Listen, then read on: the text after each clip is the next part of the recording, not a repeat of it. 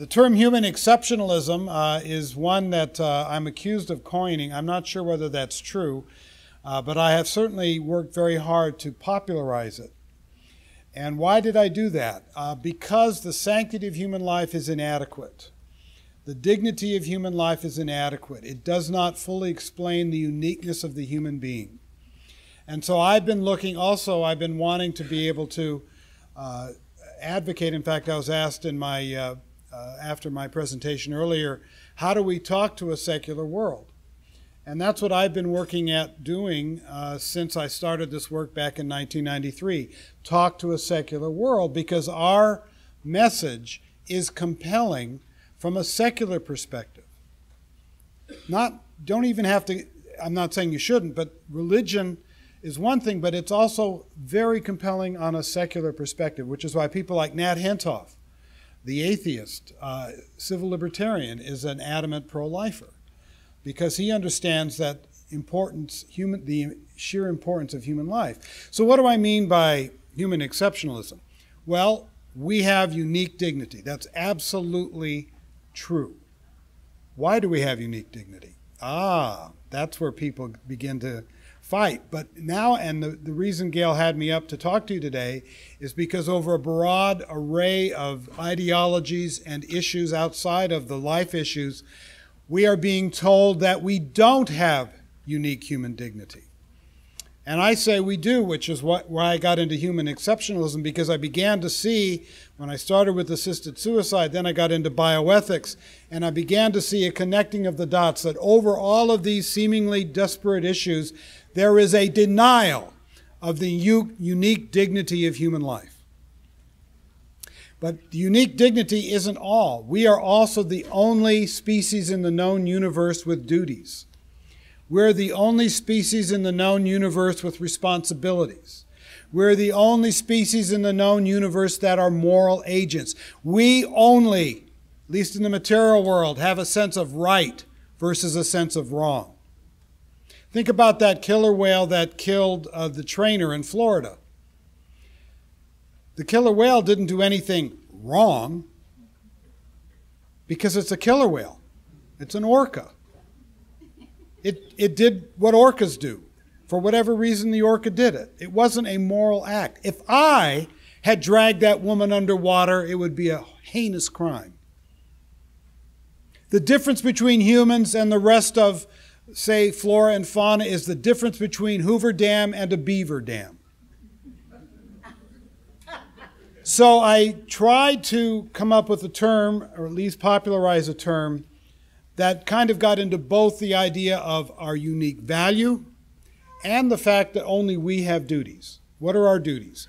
We have duties to each other, and that's the work you're engaged in. Duties to every human being on the face of the planet. We have duties to our posterity, those who come after us. Think about the founders of this country. They were talking about their posterity and wanting to leave a free and prosperous country to their posterity all the time. That's us. That's us. That's a duty we have to those who will come after us. We have duties to animals. It's not animal rights, and I'm going to get into that a little bit, which you don't normally hear at a pro-life meeting. But it's not animal rights. It's animal welfare in terms of human obligation to the animal, to treat animals humanely. I spoke at Gonzaga Law School a few years ago, and I was talking about the importance of human exceptionalism, which also has a postulate, universal human equality. We're all human. We're all equal. And I was talking about that part of human exceptionalism is that we have the obligations to treat animals humanely. We can't do whatever we want with them. That's why we have animal welfare laws. That's why Michael Vick was considered to have done such a heinous thing to those dogs. And after, of course, the animal rights contingent came out to boo and hiss, right? And he said, one of the young men raised his hand and said, "You're being hubristic and arrogant to say that humans have higher value than animals." And I said, "Well, speak for yourself." And then he said, and you think we can do anything we want to animals. And I'd only said 9 or 10 times that we couldn't. And so I turned the question around and I said, so let me ask you a question.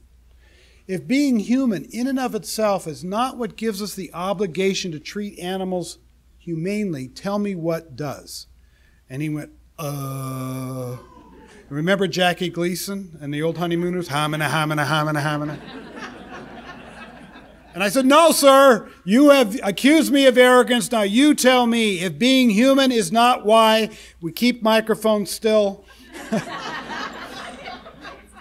If being human in and of itself is not why we have a duty to treat animals humanely, tell me what does. Hamina, hamina, hamina. 3 times, 3 hamina, haminas. Why did he act like Jackie Gleason? Because there's no other answer. Because we're human. And if only humans have that duty, the orca doesn't have the duty to the porpoise, or the porpoise to the fish, or the lion to the zebra, or to us for that matter. If only we have that duty, we're exceptional. Denying human exceptionalism makes you nuts.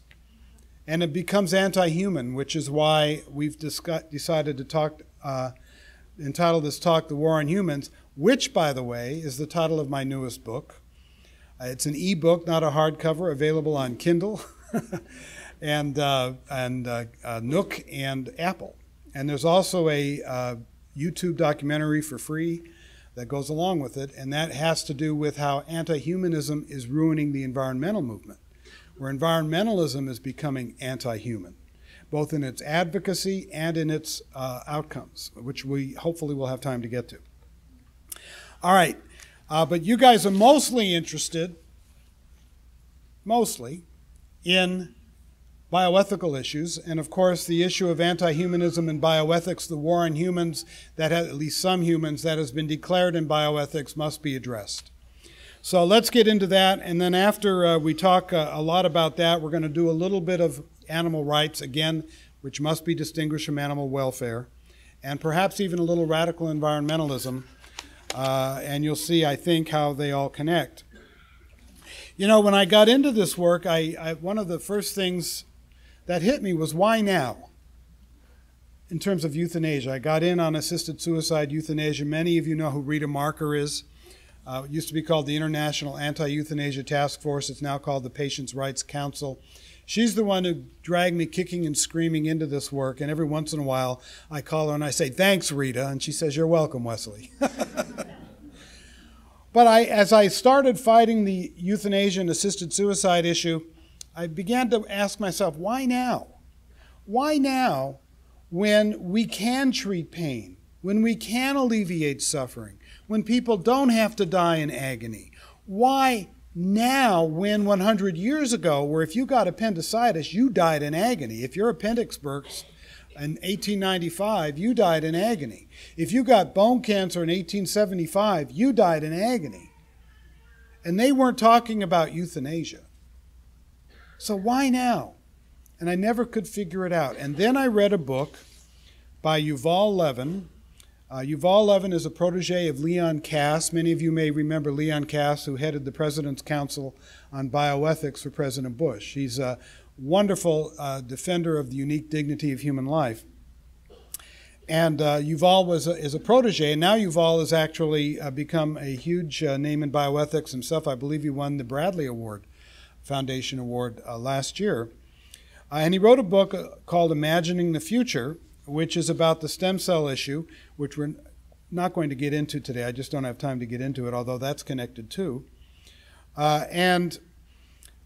had a little part there that was my, I should have had a V8 moment, where I finally figured out why now. And this is what he wrote. He talked a little bit about Descartes, and how Descartes said that the primary good and foundation of all other goods is health. But that has never been the purpose of society. The purpose of society has been to promote freedom, to promote prosperity, for mutual protection, and to promote righteousness. When I grew up, the emphasis on raising me was to establish principles of right living and righteous living. And my parents worked hard at it, and the schools worked hard at it, and the general society worked hard at it, and there was actually I'm aging myself, get off my lawn. But there was a, no, you can't have balls out, you kids, that's on my lawn. No, I've become that person. I just got accepted for Medicare. How did it come to this? But we were raised, we had support for righteous living from all sectors of society. I remember 17 magazine, how to say no to your boyfriend and have him be your friend the next day. That doesn't happen anymore, you know. So, but that's changed, and the underlying purpose of society has changed, and Yuval Levin gave it to me, and here's what he wrote. It's just a small part. The worldview of modern science sees health not only as a foundation, but also a principal goal. Not only as a beginning, but also an end. Relief and preservation from disease and pain, from misery and necessity, become the defining ends of human action and therefore human societies. Our purpose in society today is to prevent suffering. That is a huge deal, because eliminating suffering very easily morphs into eliminating the sufferer. Instead of the obligation, which is one of our human duties, to mitigate each other's suffering, compassion means what? To suffer with. To carry the suffering persons on our own shoulders, perhaps causing ourselves to suffer, but alleviating the suffering of the person in pain. That's the true meaning of compassion. Euthanasia, which I can't get too much into now, is discarding of the problem. It's abandoning. It's not compassion. It's a false compassion. So I want to give you an example of what I'm talking about, because it's not only eliminating the sufferer, but what constitutes suffering expands. And then whose or which suffering counts as eliminating suffering also expands. I want to tell you a story about my Uncle Bruno. My Uncle Bruno died of Alzheimer's disease. And I think about him quite a bit. And one of my early memories, one of my favorite early memories, is as a little boy. And my Uncle Bruno picked me up. I might have been 3. And my parents lived on a hill, and there was a slope in front of their house. And he came over, and he was pretending like he was going to throw me off the slope, right? And turning me around, and I'm laughing and giggling, because I knew my Uncle Bruno wasn't going to throw me off the slope. And I remember his hair, black hair, was flying, and we were laughing and giggling. It's just a very quick flash memory, but it's one of my earliest ones. I was a very young boy. Fast forward 60 years, 70, actually longer than that, 70, 75 years. And my uncle's a little old man, bald, in a wheelchair with Alzheimer's disease, glaucoma so he can barely see, grabbing onto his wheelchair because he's so disoriented, having to have help eating and so forth. And my uncle suffered. My uncle suffered, there's no question. So did his wife, my aunt, who suffered watching her husband of so many years, more than 50, going through this experience. So did my mother, his sister.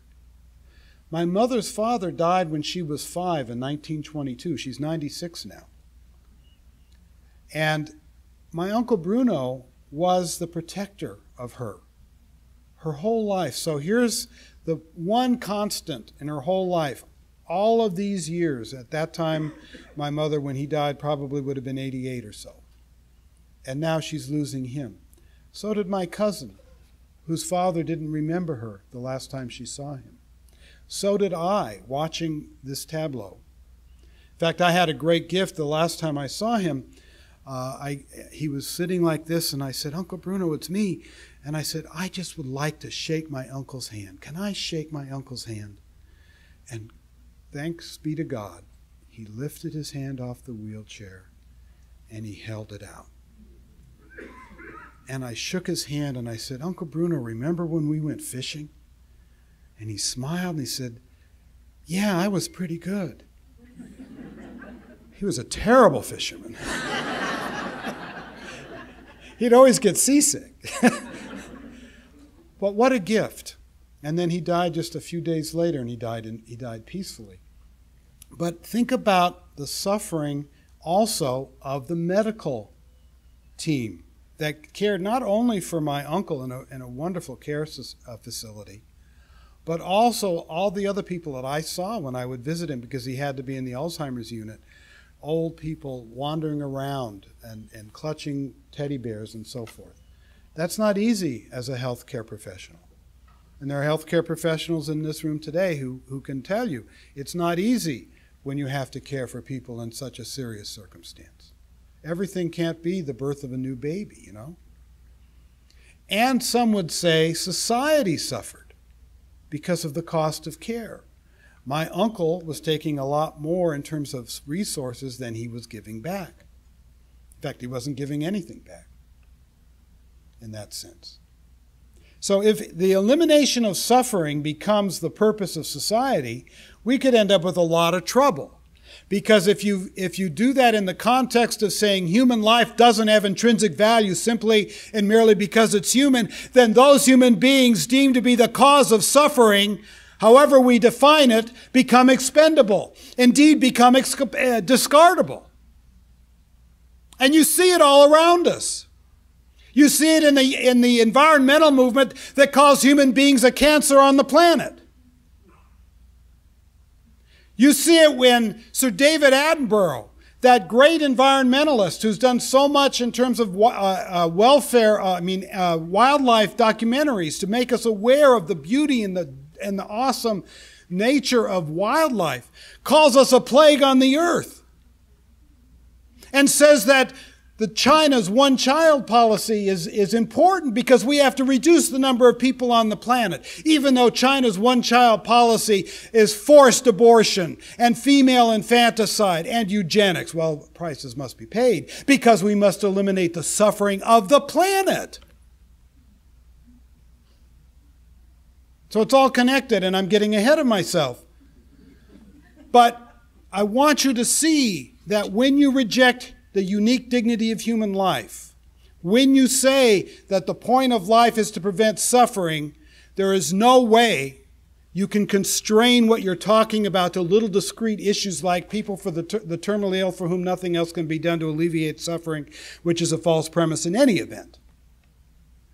Unless you say suffering is whatever anyone says it is, which is what we do, then there's no way to even define the term. So let's get into some of the bioethics I was talking about. There was an article written that I think is very important for all of us to read by Alistair Cochrane, C-O-C-H-R-A-N-E, in the journal Bioethics in December 2009. And he's pushing for what he calls an undignified bioethics. What does he mean? He means a bioethics that denies the unique dignity of human life.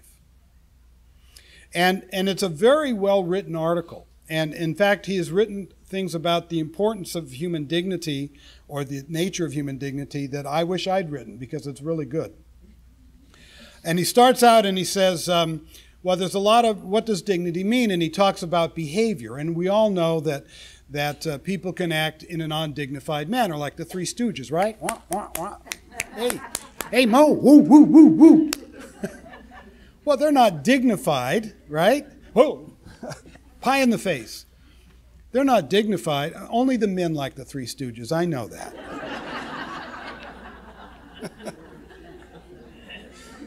You know, they just did a movie, The Three Stooges, which was an homage to them, and it was really funny because it really captured their nature. And do you know that the plot involved euthanasia? It was a travesty because the Three Stooges never would have killed anybody.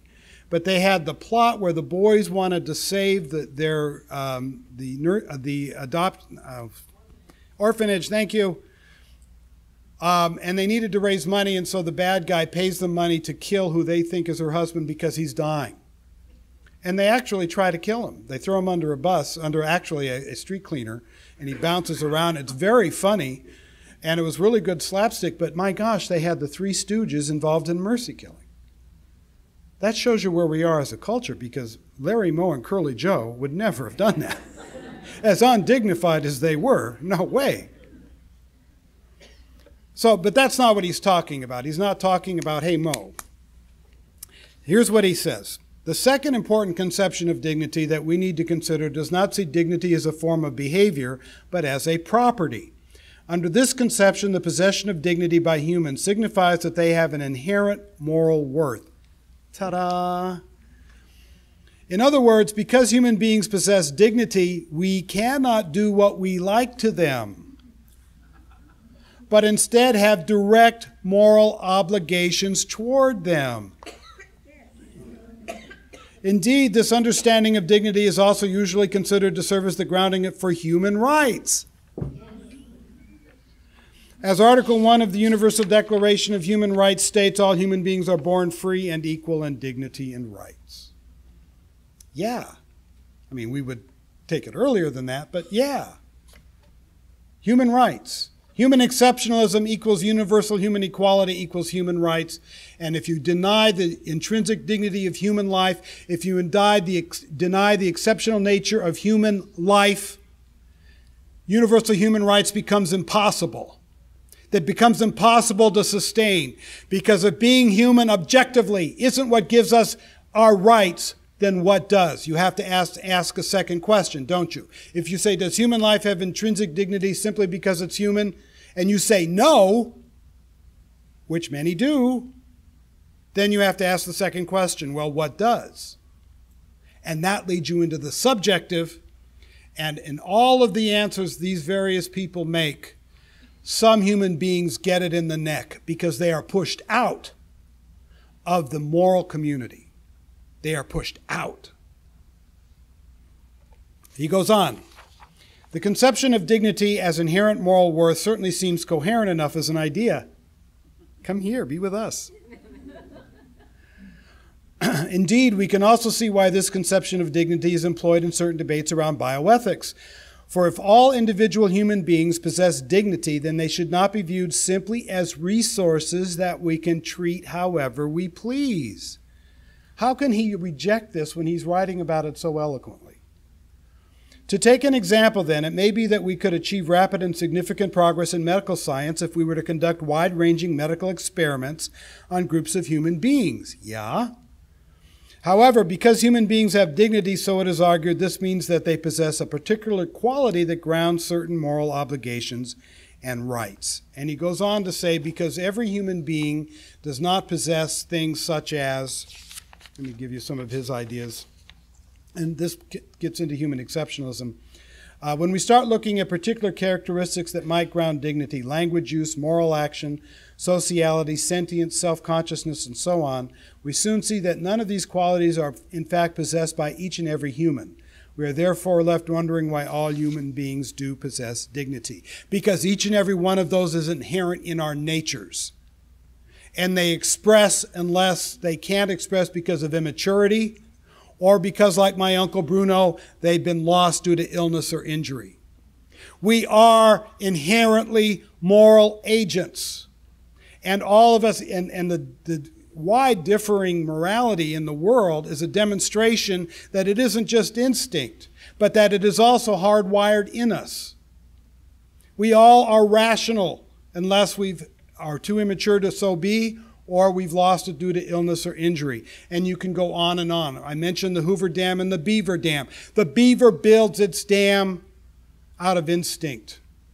We did not build Hoover Dam out of instinct. A lot of work, thought, futurity, and so forth went into it.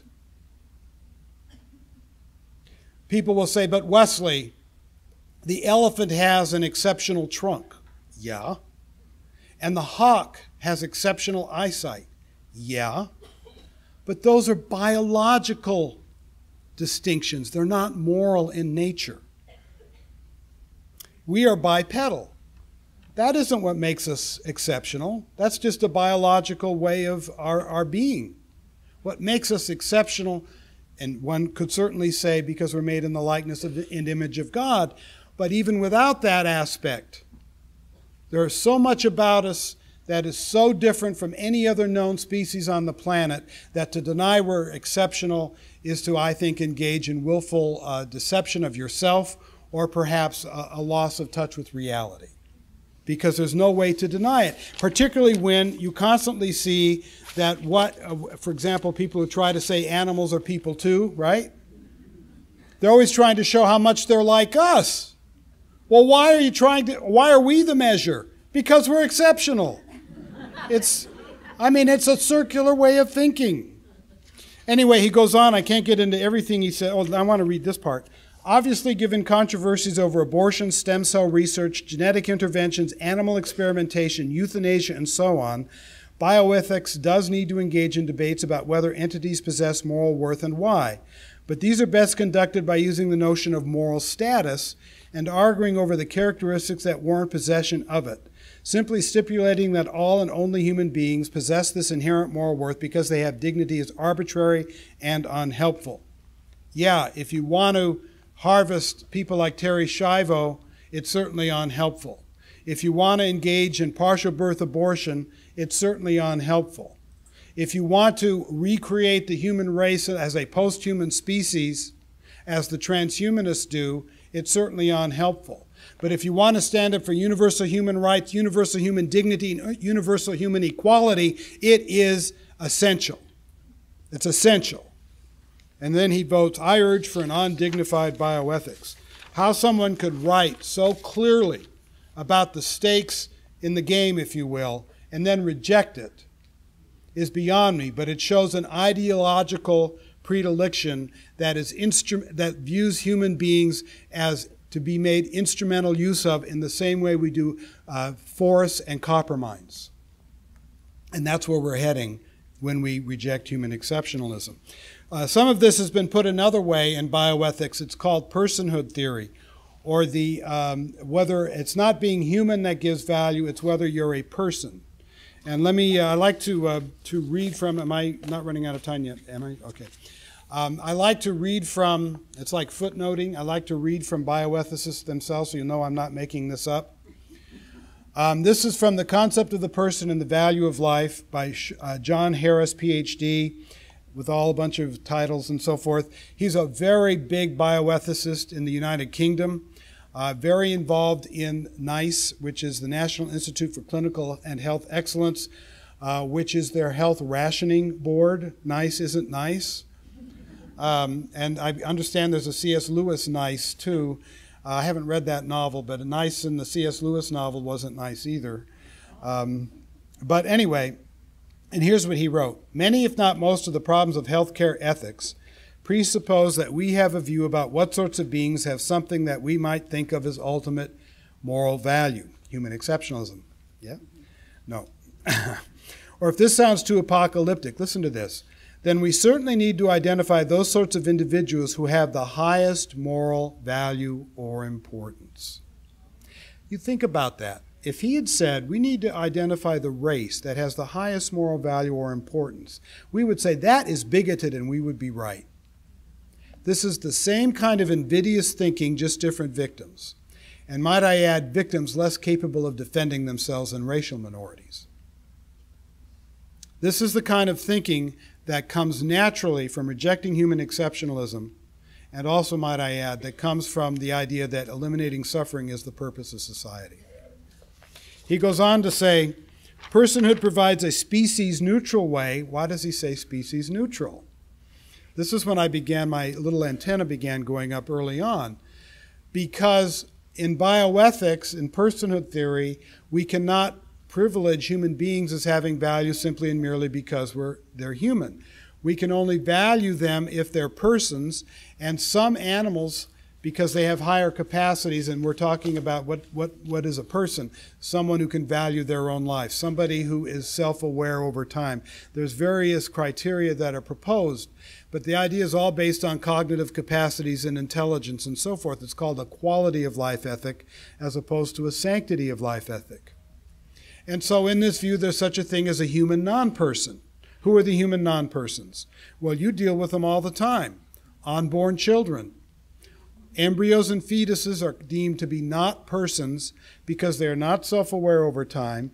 They are incapable of valuing their own life because they're not yet conscious, and they're not yet aware in the sense that you and I are aware.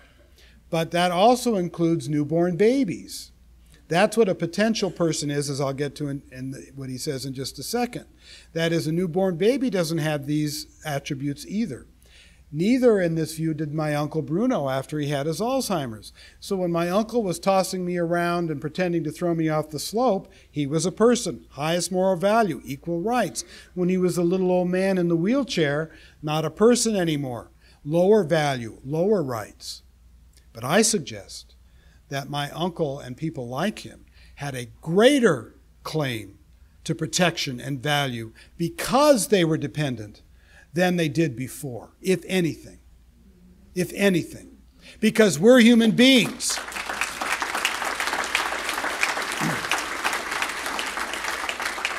And we don't leave people behind. We don't leave people behind. We don't throw them away because they can't give back. And they reject this out of hand in bioethics, mainstream bioethics. It's not unanimous, but it's the predominant view, the view of Yale, the view of Oxford, the view of Cambridge, the view of Princeton, Peter Singer. The people who are teaching the doctors of tomorrow, the people who are teaching the nurses of tomorrow, many times the people who are serving in the hospital bioethics committees that are trying to determine who can be forced off of life-sustaining medical treatment.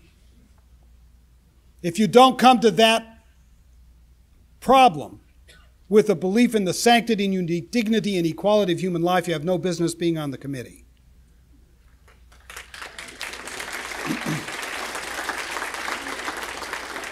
So Harris goes on to say, personhood provides a species neutral because we can't judge animals differently because they're animals. We have to, here's how it works. You have to take Wesley, you take my dog Porthos, and you take a redwood tree. We have to measure them the same. Wesley has a higher value because, not because I'm human, but because I have greater capacities than Porthos. But Porthos would have higher value than Terry Schiavo because he has higher value than her, have higher capacities than her. And Terry Schiavo also would have been deemed a human non-person, and was. Why do you think she was dehydrated to death over 14 days? If you did that to Porthos, you'd go to jail. You do it to Terry Schiavo, it's medical ethics. That shows what happens when you reject human exceptionalism. You start eating your own tail, and you start sacrificing your own weak and vulnerable and defenseless. Personhood provides a species-neutral way of grouping creatures. I always say I'm going to be quiet. Personhood provides the Italian in me. Personhood provides species-neutral way of grouping creatures that have lives that would be wrong to end by killing or by letting die. These may include animals, machines. Yes, because in transhumanism, which is coming out of the High Academy, they want to create a post-human species. They want to merge human consciousness with machines, and it's even called robot rights. Because if you base capacity on base value on capacity, then it's the capacity that counts. It's not being human that counts. Machines, extraterrestrials, gods, angels, and devils. And then he goes on. Persons who want to live are wrong by being killed, not because killing is wrong, but get this, because they are thereby deprived of something they value. Persons who do not want to live are not on this account harmed by having their wish to die granted through voluntary euthanasia, for example. Well, I just spent an hour earlier today talking about why that's not true. And there's a videotape, I understand, or a CD if you want to see that. Otherwise, I could go off on it. But, you know. Non-persons or potential persons, who did I say potential persons are? Newborn babies. Non-persons or potential persons cannot be wronged in this way because death does not deprive them of anything they can value. If they cannot wish to live, they cannot have that wish frustrated by being killed. And it gets worse. This is from Tom Beecham. He's a very big professor of bioethics in the U.S. And by the way, this article and the last one I just quoted was written up in the Kennedy Institute of Ethics Journal from the Georgetown University campus, Catholic.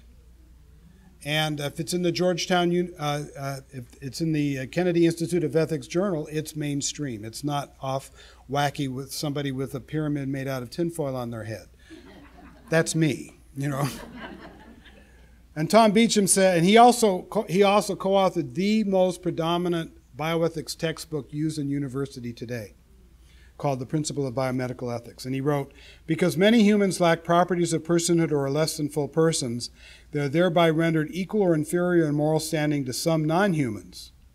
If this conclusion is defensible, we will need to rethink our traditional view that these unlucky humans cannot be treated in the ways we treat relevantly similar non-humans. For example, they might be aggressively used as human research subjects or sources of organs.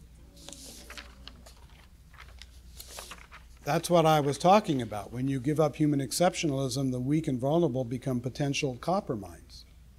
In fact, that is being argued today. When I was fighting on behalf of Terry Schiavo in the public square, I did a debate on Court TV with a bioethicist named Bill Allen, and we were going over the facts of the case, and of course we'd all been through that so many times we all knew it. So finally I said, let's just cut to it. Is Terry Schiavo a person?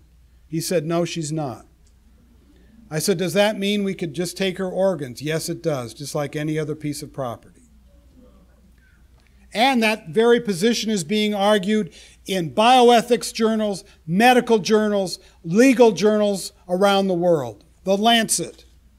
And this was written by a lot of doctors for the International Forum for Transplant Ethics. Quote, if the legal definition of death were to be changed to include comprehensive, irreversible loss of higher brain function, it would be possible to take the life of a patient, or more accurately, to stop the heart, since the patient would be defined as dead, by a lethal injection and then remove organs needed for transplantation. Now you see why my hair's the color it is. This is from the Critical Care Medicine, 2 Harvard doctors. We propose that individuals who desire to donate their organs who are either neurologically devastated or imminently dying should be allowed to donate their organs without first being declared dead. Killing for organs, that's what they're advocating. And here's another one from the Cambridge Quarterly of Healthcare Ethics. I don't have time to get into it, but they say death is irrelevant to the harvesting of organs. What matters is consent. So you're talking about not only killing people like Terry Schiavo, but turning them into a corn crop ripe for the harvest. And by the way, as I mentioned in my earlier talk, Belgium has now coupled euthanasia with organ harvesting. And the people targeted for organ harvesting in their euthanasia program are those with neuromuscular disabilities like multiple sclerosis and the mentally ill, because they have good organs. Now I want you to think about how dangerous it is to give despairing, disabled, and mentally ill people the idea and the belief that their death has greater value to society than their life. And how even more dangerous than that it is to tell society that pernicious idea. So in Belgium today, people who want euthanasia are harvested for their organs after they're killed. Then how many of you remember the afterbirth abortion controversy? Infanticide. What was the grounds for the infanticide? Because babies are not persons, and therefore they have no greater value than fetuses. And so if a fetus can be aborted, a baby can be killed. And here's what they said. We take person to mean an individual who is capable of attributing to her own existence some at least basic values, such as being deprived of this existence. Merely being human is not itself a reason for ascribing someone a right to life. Let me repeat that. Merely being human is not in itself a reason for ascribing someone a right to life. This is what you're fighting in the pro-life movement. They know it's human life. They don't care that it's human life. They pretend it's not human life because that works better politically. And yet when you say it's human, he or she is human, he or she has their own genetic makeup, their sex has been determined, you're accused of religious fanaticism. When they say, well, it's not really human, it's just a ball of cells, they're called rational.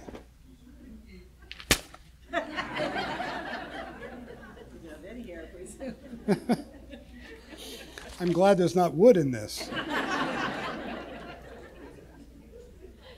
So, and they even talk about infanticide of healthy babies if the baby doesn't serve the needs of the family and so forth.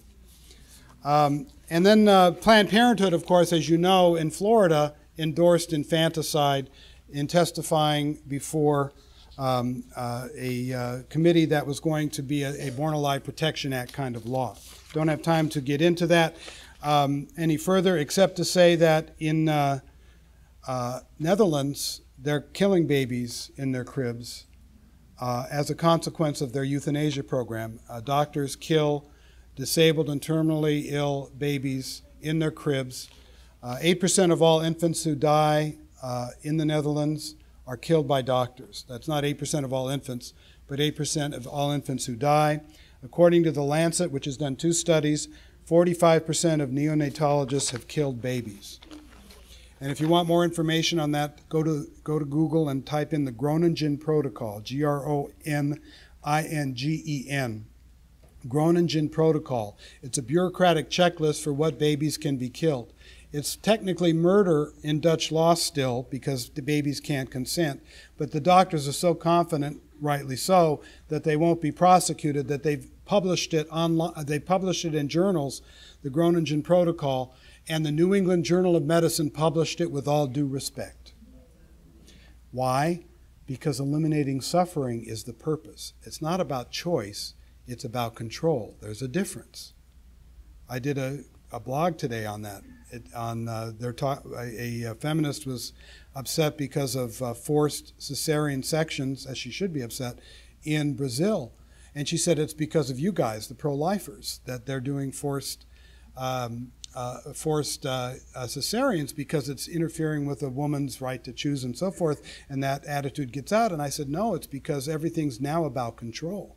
It's not about choice, it's about control. And I don't have time to develop that today because it just hit me today, and that's why I wasn't at lunch. How about experimenting on fetuses for taking their organs for organ transplant and so forth? That's been proposed seriously, and it's certainly part of the cloning agenda. And I don't have to get into it too much at all, except it's already been done. There have been live fetal experiments. And I won't read that to you now, it's too depressing. But it's been outlawed because I have 5 minutes, that's why. I have a blog. It's called the Human Exceptionalism blog. It's on nationalreview.com. It's for National Review. And I write about all of these issues. Go to nationalreview.com, and on the list of blogs, it's Human Exceptionalism. I also am on Twitter, @ForcedExit. So there's so much happening now, I can't write articles about them, I can't write books about them, I can't even just write blogs about them. Sometimes all I can do is tweet about them, @ForcedExit. And I do want to get into the animal rights real quickly. Animal rights advocacy, again, as distinguished from animal welfare, says that being human is not what gives value. What gives value is the ability to feel pain. And since a cow can feel pain and a human can feel pain, then what you do to the cow is the same as if you did it to the human, and therefore cattle ranching is slavery. That's where this comes from. Cattle ranching is slavery. And let me read just real quickly. This is from People for the Ethical Treatment of Animals. You all heard of them, PETA. They had a Holocaust on Your Plate campaign, which went from remember, they're aiming at people who are young. They're not aiming at people with my colored hair. They want to get the young who've been taught to feel and not to think. And they said this, like people, animals desire their freedom to lead their lives in their own way. Like us, they suffer and feel fear. Like the Jews murdered in concentration camps, animals are terrorized when they are housed in cramped, filthy warehouses and rounded up for shipment to slaughter. The leather sofa and handbag are the modern equivalent of the lampshades made from the skins of the people killed in the death camps. Close quote. I've been to Auschwitz. I've been to Birkenau. I've stood in a gas chamber. I've seen the ovens. I've walked that rail terminus, that awful, evil rail terminus where Jews were separated for slave labor or immediate extinction, and any movement that can't distinguish between the worst evil perpetrated against humans and animal husbandry has no business preaching morality to anyone.